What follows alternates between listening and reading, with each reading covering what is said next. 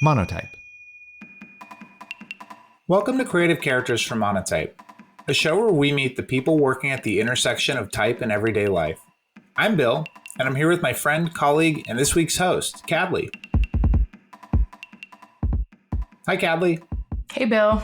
I'm really excited to have you here. Usually it's Carl who I do my banter with, but it's always a treat when you are sitting in the chair opposite. So I'm really excited to have you here. Excited to be here too. And I'm particularly excited because you are this week's host. And we have a really special episode, I think, that's not just a guest, but it's somebody who is part of the Monotype ecosystem in a program that we're really, many of us are very proud to support and happy to participate in. So would you like to share with everyone who this week's guest is? Would love to. So this week's guest is Ximena Amaya. She is a fourth-year student at ArtCenter in Pasadena, California. And we came to know Ximena through the Beatrice Ward Scholarship, which is a scholarship that Monotype and Type Directors Club fund that awards, funds to students in design, specifically women in type design. So Ximena's work was, really stood out to me when I saw it, and I really enjoyed her, her story and her enthusiasm. She moved here from Mexico City. She lives in California. She's also interned at Pentagram with Natasha Jen. So she's worked on things like exhibition design, designing some kind of branding around crypto and some of these emerging technologies. She actually has some work at an exhibit in New York right now. So we'll, plug that at the end of the episode. So I think that this is a really interesting conversation for people, just knowing that, like Bill said, she's kind of at the beginning of her career. So her eyes are wide open. She's really enthusiastic. She is experimenting with some really cool technology that kind of combines like audio and visual. So yeah, it's a good one. And, typically we see our guests are giving advice to the next generation of design. And this week we're going to hear directly from the next generation of design. So definitely a unique episode and unique perspective, and one that our listeners will get a lot out of. So without further ado, I'd like to turn it back over to you, Cadley, and to this week's creative character, Ximena. Please enjoy, everybody.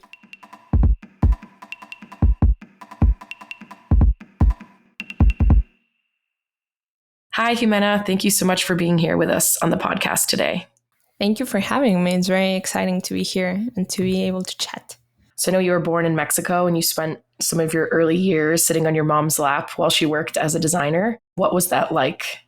That was like the best atmosphere that a creative can ask for, I think. For everyone listening that doesn't know the story, my mom is a graphic designer as well. And she used to sit me on her lap when she didn't have anyone to take care of me and give me a fake mouse. So I was like pretending to do all the work. So we kind of have a joke that she conditioned me to be a graphic designer. There was no other option for me. It's kind of like the chicken or the egg situation. I don't know if I became a graphic designer because of that, or yeah, it was such a good atmosphere for a creative because there was always creativity and space for creativity around the house. And my dad's an architect too, so they were always very supportive of, like, even from doing crafts and activities like that to really being supportive in my career later on. That's amazing. My mom used to give me her old computers to play with. So I was playing with one of those very old Macintosh laptops. I think it was the first one that looked like a shell. And I was playing on freehand. Like that was what I was doing. And that time they were designing on this program freehand. That was how I was spending my free time as a kid. So yeah, it was like the background of everything, I think. How old were you then? Very young. I think when I was playing with that laptop, I was maybe like 5, 6, something like that. Yeah, that's wild. Yeah, we've always been around that. So what do you think made you gravitate towards graphic design versus architecture? Like, you have interest in architecture as well? I have a deep appreciation for it, for sure. And for the lighting and the feeling you get when you walk into a space, for sure. I think just like the way things happen in my life, it kind of brought me to graphic design by accident. And I keep saying that it was a very happy accident, but it was an accident. I sort of stumbled upon it later on and started to realize why I was so passionate about it as I was going through school and like doing all these things. But it was not intentional at the beginning. It was a very natural and organic transition. It's something you probably carried subconsciously throughout your life, like that early exposure. Sure. And like you were interning for your mom when you were 5 years old and learning a lot about design at such a young age that you probably didn't even realize you were carrying that around with you, which is yeah, for sure. I think it's in my backbone because of that. And she also took me to press checks sometimes and to the office where she was working. And for example, like the press, I remember the smell very vividly. So yes, for sure, I think this leaked to my head unconsciously. Yeah, I studied like new printing a bit in college, so I know exactly what you're talking about. So did you grow up in Mexico City, or where in Mexico were you growing up? Yeah, I grew up in Mexico City. Well, we lived like half an hour away from Mexico City in more like the suburbs, but it's basically Mexico City. And it's so fun to grow up there also. It's such like a vivid culture, and there's all this rich history that also unconsciously becomes part of you. And, you know, Mexicans are very loud and everything's very colorful. The streets are full of letters. And I think that also had a lot to do with why I'm so interested in typography right now. All the hand lettering that you see in the city or all the colors, it's like quite impressive. And I wasn't aware when I was living there, but now every time that I go to visit, it's like almost overwhelming. I don't know where to look at when I'm out in the street. So it's nice to be able to go back for inspiration. Yeah. What is the art and like design world like in Mexico City? It's very interesting. It's so full of history, and sometimes the art and design world in America seems a little more commercial driven. And I think Mexico has this like very authentic craft to it, which I really appreciate. I mean, we have some amazing influences there, like Luis Barragan, the architect, the way they use color. It's very fascinating history. Yeah, really vibrant. The textiles too, I feel like are just so incredible. For sure. Very tactile, everything.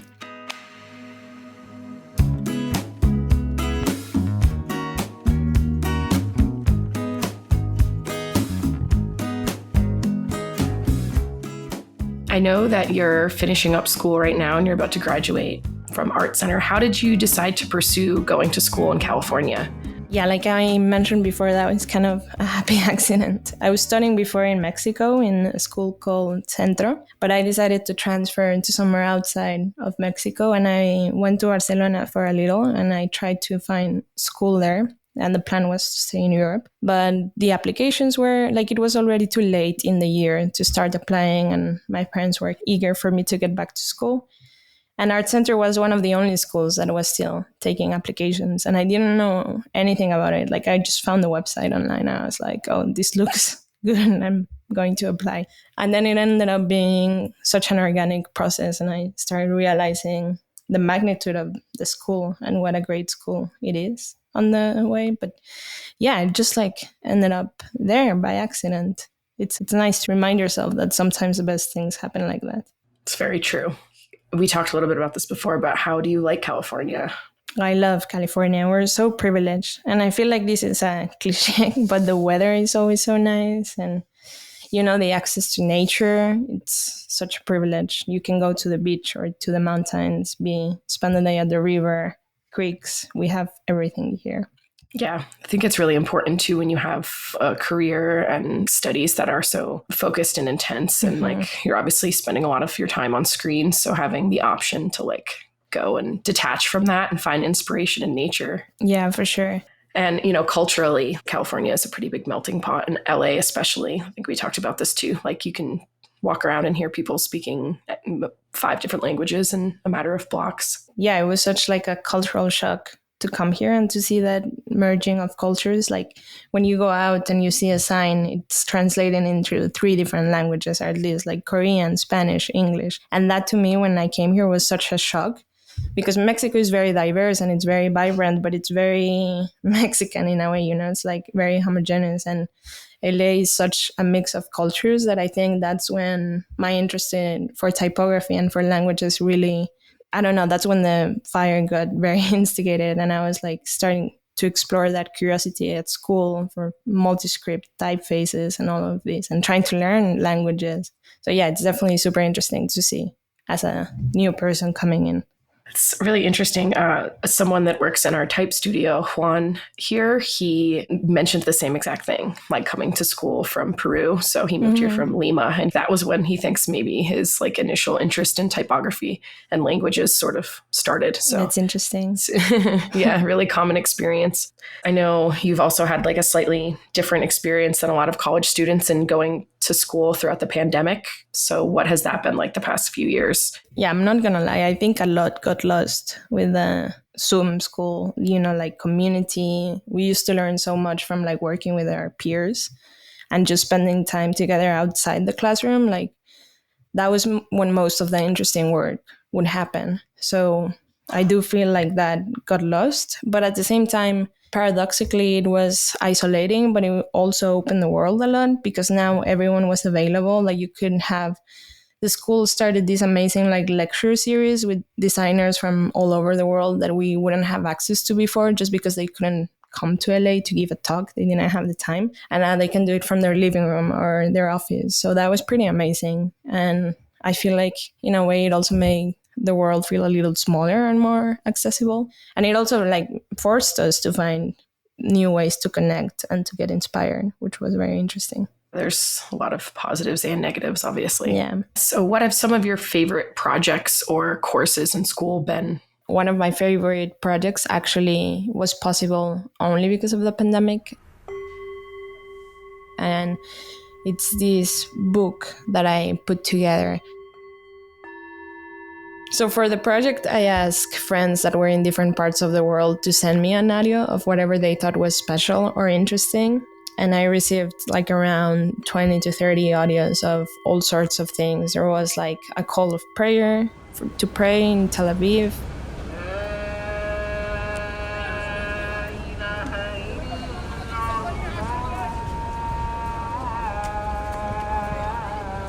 A cat chewing a bird in Tijuana.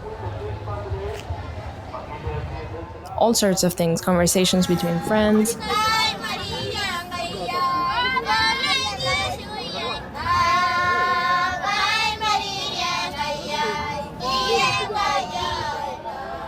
And then all of the audio that they sent me was visualized through FFT analysis within processing. And the output was compiled into a book that was accompanied by a dataset. The dataset includes all the audio collected and is meant to be played while viewing the work. So yeah, it's mainly a little booklet, but it's also the dataset with all the sounds. And the sounds were turned into visuals through processing. So that was one of my favorite projects, and it ended up being like a very nice way to connect that I wouldn't have never thought about if I hadn't been on Zoom and doing school remote. And also, I did a project for the Museum of Anthropology in Mexico City, a hypothetical rebrand that was very interesting to work on. And it kind of used like all this cultural background and all this pre-colonial history as inspiration, which was very nice to revisit and to, bring back to the present and sort of into the future, because there were a lot of things that I was thinking about in terms of how to bring all this anthropological content into the future as well. So yeah, I think anything related to type was always my favorite.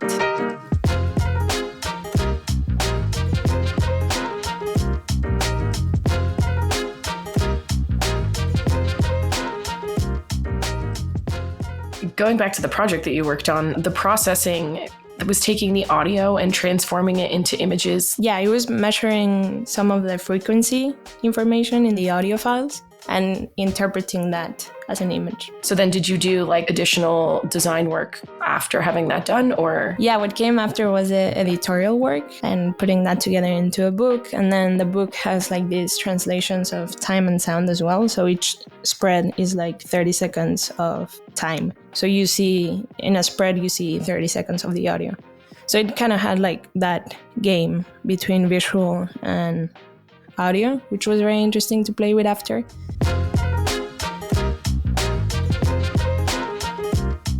With the book itself, when we're looking at the images, can you describe some of like Is it like line charts? What exactly do the images look like that were generated from this tool? They are lines. Like every time the program would read certain frequency, it draws a certain type of line. So it ended up creating like these really interesting patterns. They're black and white images. And it's kind of funny that, I got audio and I translated that into an image, and I'm trying to translate the image into audio again and trying to describe it. But yeah, it's mainly patterns with lines. Yeah, that is kind of funny how it's coming full circle. Beautiful thing is, if you have any samples or images, we can share them with the blog post for this episode so people can see what we're talking about. Yeah, for sure. We can put the link also into it. That's super cool. I didn't realize initially when you were explaining it that it was like anything that people felt was meaningful during the pandemic. So like you were describing, like a prayer or a conversation. So like that's really beautiful. So yeah, there's a lot of interesting things. Like a lot of friends sent bugs singing, which was kind of nice. A friend sent me like the metro sound in the train that he was taking back to the army, because he was in the army at the time. So a lot of meaningful things ended up coming out of it. I also have some of the protests from Black Lives Matters in it.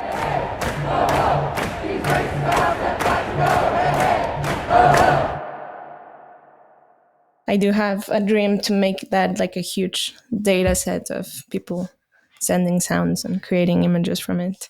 Maybe one day. It's awesome. How did you find the processing that did that? That was thanks to a class that I was taking. We had this course called Generative Design, which was an introduction to processing and coding languages. And that was the assignment there. Some of it was from open code sources, but I also had the help of the teacher, who's an amazing teacher, Roy Tatum, that helped me code. Wow, well done. That's an amazing project.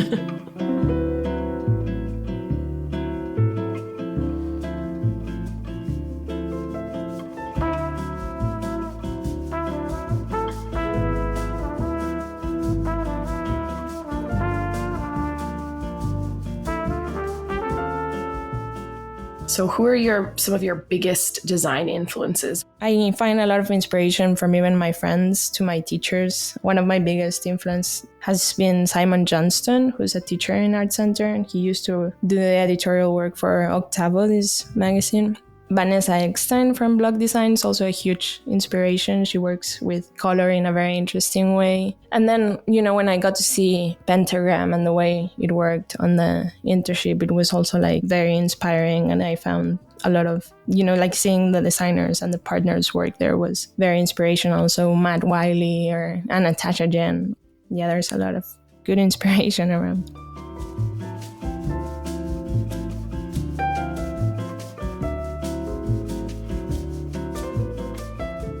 So what are some of your like tips or creative practices that you couldn't live without? I think for me, the most important thing is to have conversations and to like not allow myself to stay in a bubble or be in my head too much. Like it's very important for me to talk to friends and to try to collaborate, to ask for help also, like see what other people can offer for me. And just to be out in general, like not working actually. I feel like that's when most of the work happens for me, like outside of the designated working area or working time. Like you would be thinking about your project and then it's like, you see something in the street. So that process to me is always very interesting. And I try to keep that very present and as part of it as well, like give myself the time to be out and to be having conversations. And also playing a lot. I think experimenting, I would say that I like to do a lot of research first and then have like this time to play and experiment and just see what comes out like in a gut reaction kind of way. And then you start like refining and seeing what works. But yeah, to me, that part of talking to other people and being out and being able to play is super important. So you mentioned some research that you're documenting at school that's around, sounds like reading and multi-script typefaces. Can you tell me a little more about what that research is and what you guys have found so far? Well, this is a very interesting program that is hosted by HMCT, which is part of ArtCenter, and it's the typography center there. And they have a typographer in residence program every year where they invite different typographers to develop a project. The residents are always paired with a fellowship. The fellow is the one that documents the residency, so that's my role in the project. And last year they invited 5 Hispanic women, which was very, it was amazing to see because Hispanic women are not really represented in the history of graphic design. So to give them the space and the time, I'm very proud of being part of that project. It was 4 projects and they all worked and focused on different areas, but one of them was done by Typos Type. They were doing a typeface that would help in the process of learning to read. So it would make it easier thanks to its physical characteristics. And they did a very interesting field study in Mexico with the books that the Ministry of Education uses now for kids, which is also very interesting for me because I use those books as well. So it kind of has like a nice connection. And it's nice to see like this alternative solution to it. And there was also this other designer from Spain, Laura Meseguer, who designed this type that was a mix of stencil and calligraphy that is super interesting. And she has like these alternative sets to mix and match like the caps with the lowercase. It's like really beautiful. And there's also Marina Garone, which is based in Mexico, and she did an essay and some research on this typographer, and she used to edit books and translate books in, I think it was maybe during colonial time, but she was like very important in the history of editorial in Mexico, which is nice to know. I've never heard about her, so it's all again like very close to me and to my DNA. And the final project, I think it was Ximena Amaya, which is from Peru. And she is now living in LA. And she did some research on Quechua, which is a pre-Hispanic language in Peru, which is super interesting as well. So yeah, a lot of interesting projects. And the book is coming out soon, the catalog documenting all of this in detail. It's coming out in September, which I've been working on for like over a year now. So very excited to see it come out and for people to learn about these amazing projects. Yeah, I didn't realize there were so many different sub-projects within the overarching research. So yeah, because they were all like invited to do whatever they, inspire them, whatever they thought was interesting. So it ended up covering a lot of terrain, which is amazing, I think. Absolutely. Along those lines, what are some problems that you would like to tackle with design? Yeah, this is definitely a good segue from the last question. I feel like sometimes you do what you can in your area of work and locally. This project specifically, like being able to shed light on Hispanic women and women in general in typography, it's very important for me. And it's such a nice way to protest in a way as well, what we've been taught as history and what the canons of graphic design are. So that's definitely something that I'm very interested in, on like challenging what we think we know. We also talked about how the feminist movements would be like an amazing movement to be part of with graphic design. And I mean, graphic design has always been like very important for oppositional movements. They're so visual and they are so loud, and this is like no exception. The feminist movement in Mexico, it's such a loud and vibrant and in-your-face movement that it's amazing how it relates to like creating content and like graphic design. That would be like something that I would love to work on and to like lend my hand into. Absolutely. Unfortunately, here in the US, I feel like it has even more meaning. Yeah, it's more relevant here than ever, which is very sad.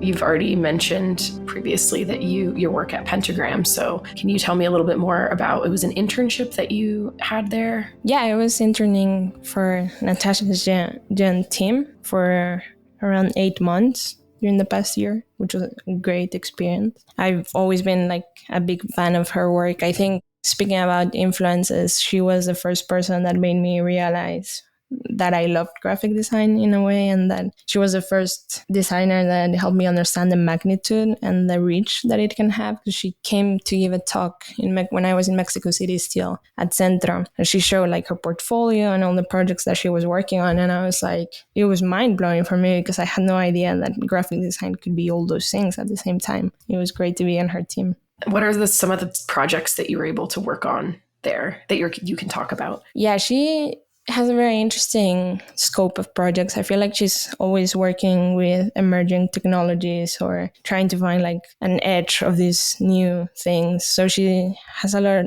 hopefully we'll see some of it coming soon, but a lot of work that relates to new technology coming up. And I also got to work on an exhibition that's right now at the Center for Architecture called Reset Towards New Commons. I think it should be there until like end of summer. So if you're in New York, you can check that out. Amazing. And that was very fun to work in. And we got to stretch type a lot and put it very big on the wall. So it was great. And it's interesting too, seeing that, both of your parents' influences coming together with that project, like design and architecture. And I do have a special interest in exhibition design. So maybe that's where the architecture is coming in. It's like, hey, don't forget about me. Your dad's like, I'm here. Yeah. Did your internship help you see the types of work you would like to do in the future?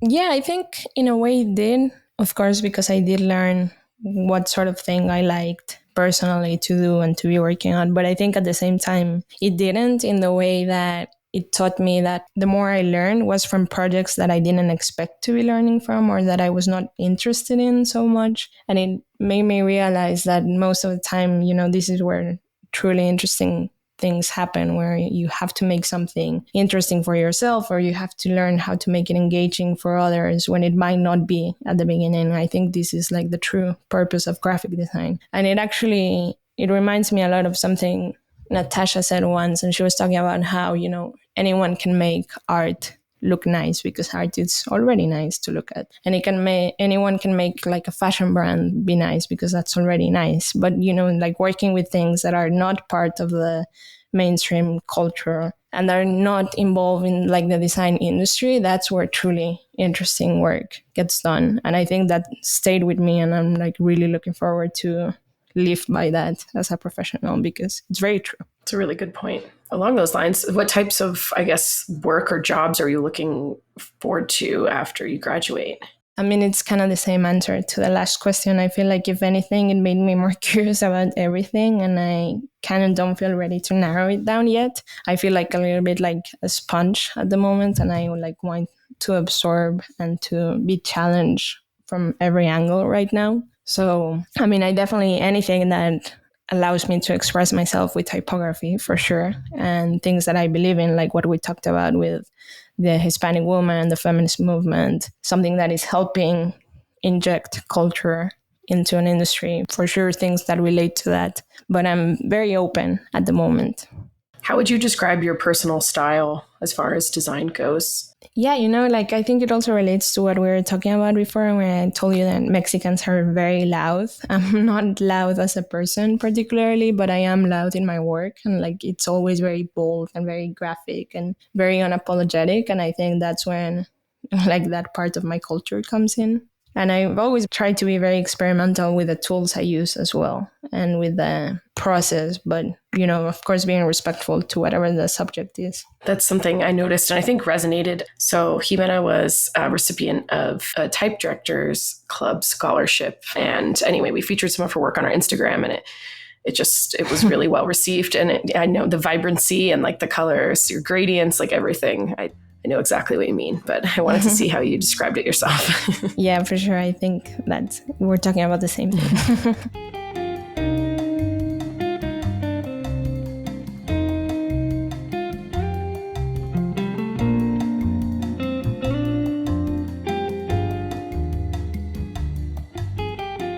So what's next for you once you graduate? Are you going to take some time off, or are you going to give yourself some rest? I hope so. I hope that I'm able to. I feel like I've been getting back-to-back jobs recently and being always very busy, which is a great thing. I'm not complaining, but it would be amazing to be able to get some rest or to be able to work on some like personal projects. I have a couple things in mind that I would like to have time for. Nice. Anything you feel like sharing or stuff that's still I guess, in your brain? I feel like there was a little bit that I wanted to say in terms of that graphic design is always about communication for me. And, one of my teachers said in a talk recently that there comes a point where silence becomes complicity, which maybe it's not his quote, but, I think this is more relevant now than ever. And we as creators and people that focus on communication have a huge role on getting involved and being vocal and helping other people be vocal right now with all the global situation in general. So I think it's a good time for graphic designers to start getting involved in things that they care about. Are you familiar with Trey Seals and Vocal Type? No, actually, I'm not. Okay, I'll have to send. Yeah, so Trey Seals, he, for the most part, restores historic typefaces that were found in, protest movements around civil rights. And the work he's doing is exactly what you're describing, which is interesting. And it's all pretty much all custom typefaces. So. Oh, that's very cool. Thank you for mentioning that. I'm definitely going to be looking into it. That's very cool.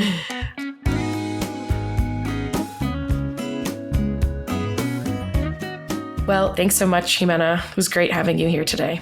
It was great talking to you. Thank you.